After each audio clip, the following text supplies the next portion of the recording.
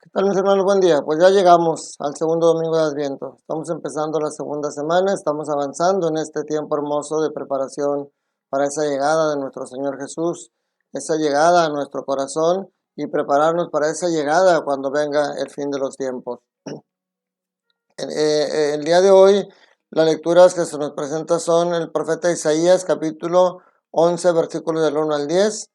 La segunda lectura de la carta a los Romanos, capítulo 15, versículos del 4 al 9, y el Evangelio de Mateo, como corresponde en este ciclo A, hoy con el capítulo 3, versículos del 1 al 12.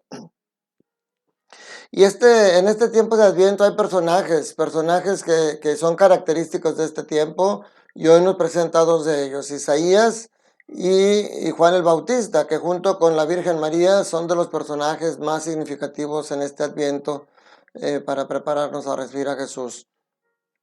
Hoy nos presenta a Isaías y a Juan el Bautista.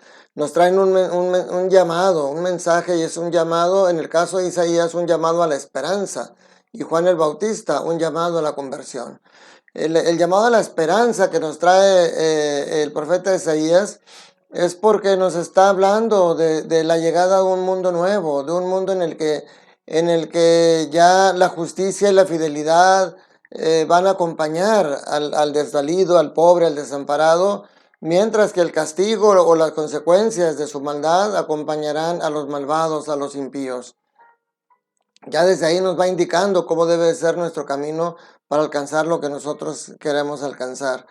Entonces, ¿cómo va a ser posible ese nuevo mundo? Bueno, con la llegada del Mesías, porque todo esto es obra de Dios.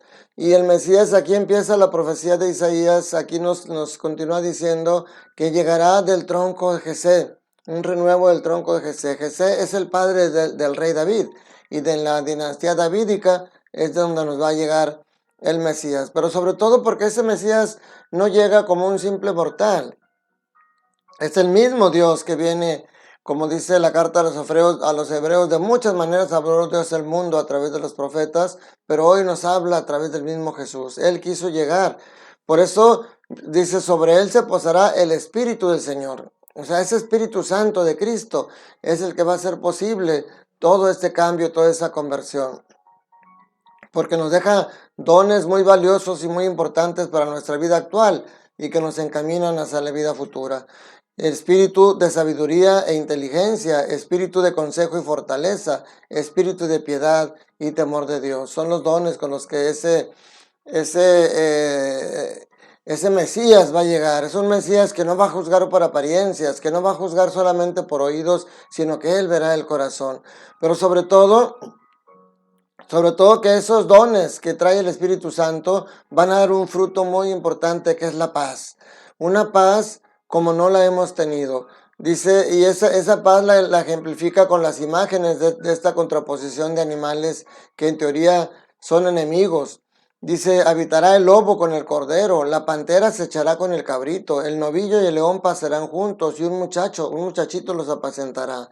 La vaca pastará con la osa, y sus crías vivirán juntas. El león comerá paja con el buey. El niño jugará sobre el agujero de la víbora. La criatura meterá la mano en el escondrijo de la serpiente, y no le hará ningún daño ni estragos en mi monte santo. Fíjense qué hermoso, porque este pasaje nos implica un retorno al Génesis, un retorno a la creación, en la que Dios creó al hombre, creó a los animales para que vivieran juntos, para que vivieran en concordia, y que esa paz se vea verificada con la naturaleza y entre los mismos seres humanos. Pero Jesús siempre nos ha dicho, esa vida plenitud que Él nos trae, quiere que la empecemos a vivir desde ahorita, desde esta vida, no querer esperar hasta que llegue la vida futura. Por eso la carta a los Romanos hoy de Pablo nos da, ahora sí como decimos, un iris de cómo podemos empezar a vivir aquí ese mundo.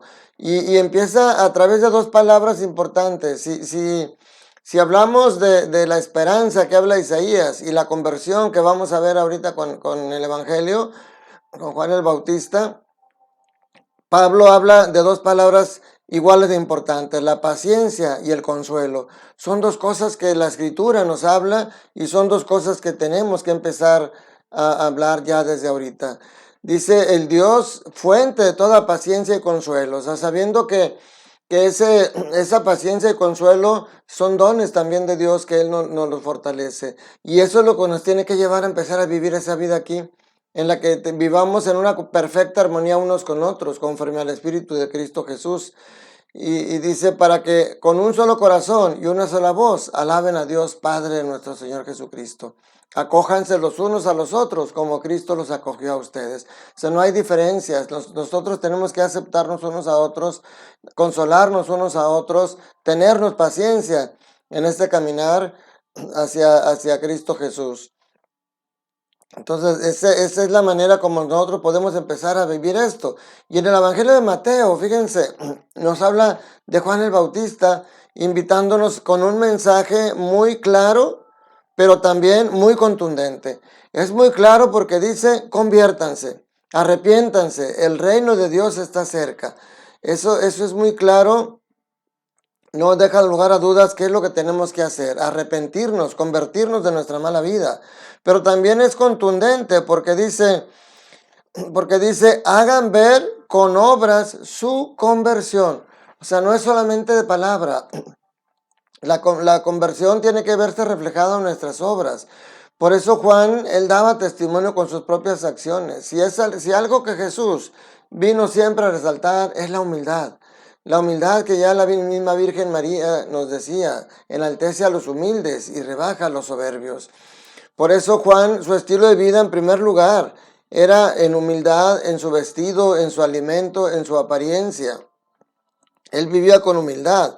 En segundo lugar, esa humildad también la manifiesta porque él empieza a tener muchos seguidores, pero él no pierde el piso. Él es consciente de que vale su lugar y por eso dice, detrás de mí viene uno que es más grande que yo, a quien no soy digno ni siquiera de desatarle sus sandalias.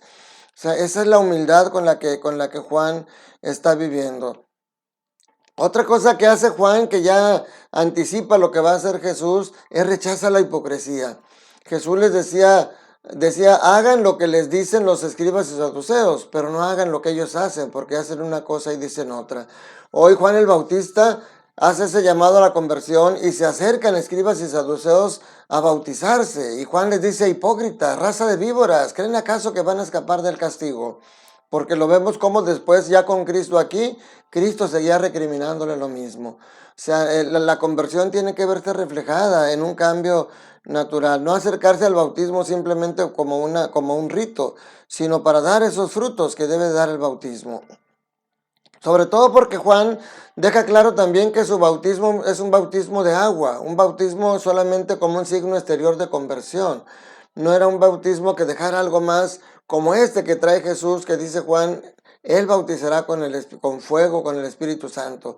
Y entonces ese Espíritu Santo, con todos esos dones que ya dijimos, es la clave para que podamos nosotros. Si el bautismo de Juan daba un compromiso a quien se acercaba, porque tenía que manifestar con obras su conversión, el bautismo nuestro ahora incrementa ese compromiso, porque ahora tenemos ese Espíritu Santo en nosotros, que es el que nos mueve, pero tenemos que dejarlo actuar, tenemos que dejarlo trabajar.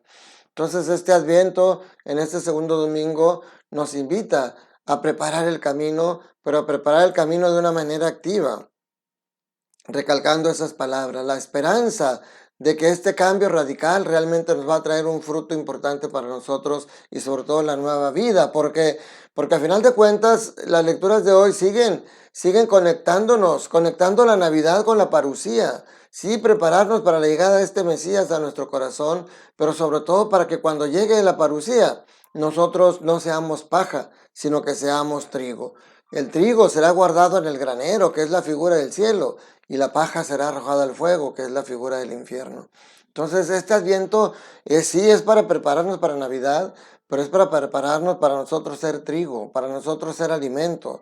Y para eso tenemos que aplicar lo que San Pablo nos dice, la paciencia, el consuelo, la aceptación de unos a los otros. Mis hermanos, no perdamos tiempo.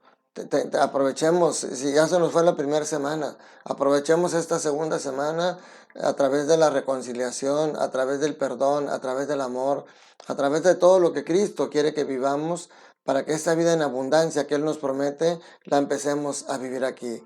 El Adviento es para eso, el Adviento es para preparar. Vamos a seguir meditando durante la semana cómo debe de ir siendo esa preparación.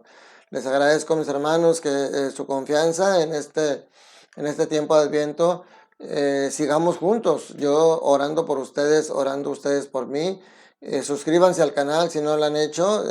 Ojalá que nos incrementemos el número de personas que amamos y seguimos a Cristo a través de este medio. Y pues bueno, comparte la palabra. Es importante, si es importante compartir una sonrisa todos los días, porque puedes cambiar la vida de otros, compartir el Evangelio seguramente puede cambiar la vida de más personas y tú puedes ser instrumento para ello. Adviento, tiempo de preparación.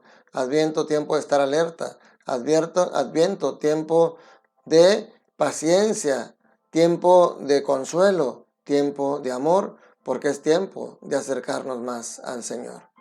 Que la bendición de Dios Todopoderoso, Padre, Hijo y Espíritu Santo, descienda sobre ustedes, sus familias, trabajos y escuelas y permanezca para siempre.